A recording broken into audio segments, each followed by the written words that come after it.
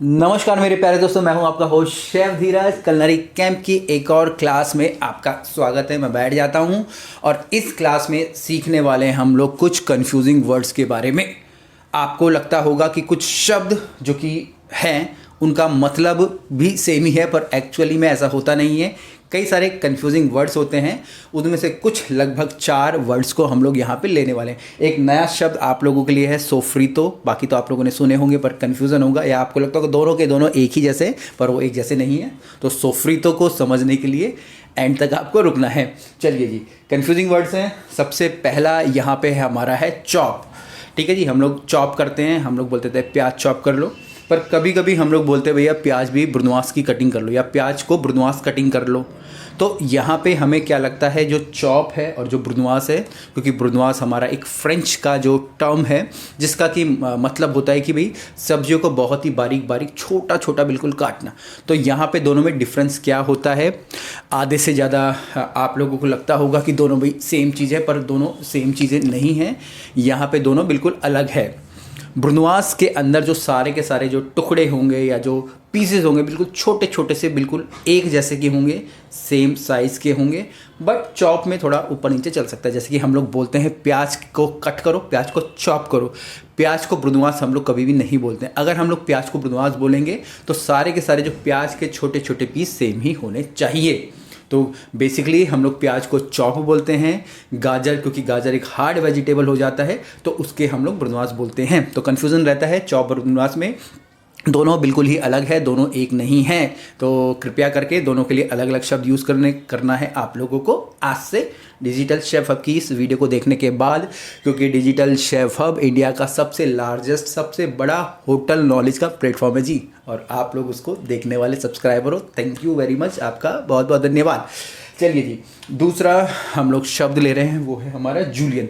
आप लोगों ने जूलियन देखा होगा, जूलियन की कट्स भी आप लोगों ने करे होंगे। गाजरें आपने काट दी होगी, शिमला मिर्च आपने काट दी होगी, पालक भी आपने काटी होगी। पर पालक को अगर आप काटोगे तो वो जूलियन नहीं कहलाएगी, वो कहलाएगी आपकी शेफोनाट। ये कन्फ्यूज़न होता है हमारा कि हम लोग जूलियन और शेफोनाट को एक ही कट मानते हैं। आधी लोगों को तो पता ही नहीं होगा शेफोनाट क्या होता है। हम लोग जूलियन जूलियन जूलियन भी बोलते हैं, यही यूज़ करते हैं हम भी, मैं भी, आप लोग भी बहुत सालों तक यही यूज़ कर रहे थे। स्पेशली मैं तो यूज़ कर रहा था, पर जब से मुझे पता चला कि जो भी हमारी पत्तेदार सब्जियां होती हैं, पत्तेदार सब्जियां मतलब जैसे कि मेरे पालक हो गए या मेरे लेट्यूस हो गए, ठीक है जी, इस प्रकार की सब्जियां या बेसिल के पत्ते हो गए, अगर मैं उनको ही जूलियन कटिंग कर रहा हूं तो उसको मैं शेफोनाट बोलूँगा।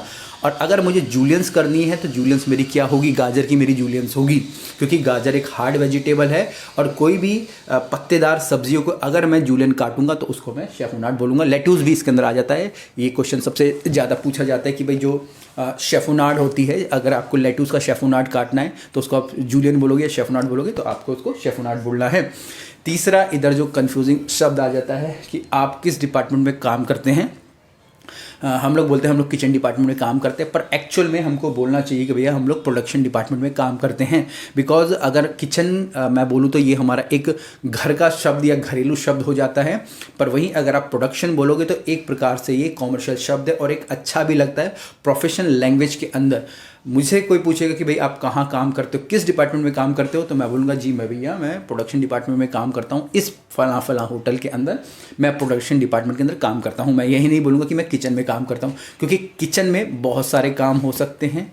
हो सकता है कि आप बर्तन धो रहे हो सकता है कि आप बूचरी में कर रहे हो, कहीं भी कर रहे हो, बट आपको जो बोलना है, आपको वहाँ पर बोलना है कि भैया मैं तो प्रोडक्शन डिपार्टमेंट में काम करता हूँ। F&B बेवरेजेस में आ जाएगा, या प्रोडक्शन में आ जाएगा, या फिर आपका सर्विसेज में आ जाएगा, या फिर आप बोलोगे भाई मैं होटल में फला डिपार्टमेंट में काम करूँ। कभी भी आपको किचन नहीं बोलना है। अब सबसे लास्ट में यहाँ पे जो शब्द है वो है हमारा मीरपुआ। मीरपुआ आप सबको पता है, 100% 100 नहीं बोलते, 99% लोगों को तो पता होगा मीरपुआ क्या होता है। भाई हमारी गाजर हो गई, ठीक है जी, हमारी प्याज हो गई, लीक सैलरी हो गई, हम उसको काट के चॉप चॉप चॉप चॉप कर लेते हैं और उसका यूज़ हम लोग स्टॉक्स में, आपके जो सूप्स बनते हैं उसमें, या फिर हमारे जो हम लोग कुछ चीज़ रोस्ट करते हैं वहाँ पे यूज़ करते हैं, तो उसको हम लोग मीरपुआ बोलते हैं।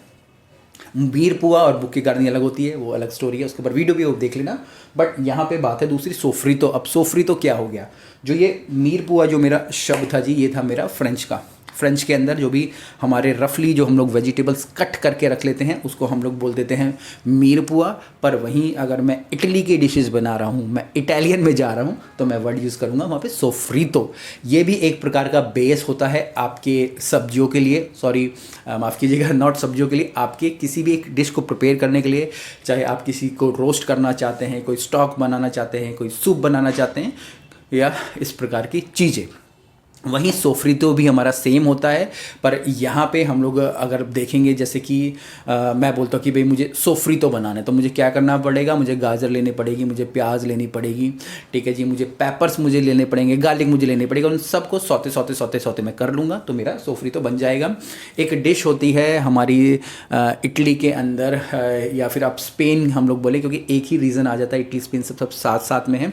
वहाँ पे एक जिसको कि हम लोग पाइलिया बोलते हैं, एक प्रकार का स्पेशल राइस होता है जो कि कुक किया जाता है, सी फूड वी फूड या कोई भी आप आइटम्स को मिला के आप बना सकते हैं। उसके अंदर जो ये सोफ्रीतो होता है यूज़ किया जाता है, ये आप बोल सकते हैं हमारा टमाटो बेस होता है। टमाटो आप लगा लीजिए, टमाटो भी होता है, बाकी जो वेजिटेबल मैंने गाजर वाजर वाजर वाजर सब कुछ बोली, गाजर प्याज गार्लिक वार्लिक जो भी सब कुछ बोली, वो सारी सारी अंदर इसके अंदर ऐड होती हैं।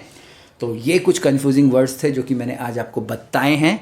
आपको इन कन्फ्यूजिंग वर्ड्स को सही ढंग से बोलना है, प्रोनाउन तो आपको करना ही है, पर सही टेक्निक्स के साथ उनको यूज़ भी करना है। इंटरव्यूज़ में जाएंगे तो ये सब चीज़ें आपको ज़रूर बतानी है, और जब ये सब चीज़ें आप सीखोगे तो आप बन जाओगे एक सुपर शेफ़। जी हाँ, सुपर शेफ़ की भी क्लासेस स्टार्ट होने वाली हैं, लाइव क्लासेस हमारी जैन से, तो उसके लिए भी आप इनरोल कर सकते हैं, वीडियो प्रॉपर उसके लिए भी आ जाएगी।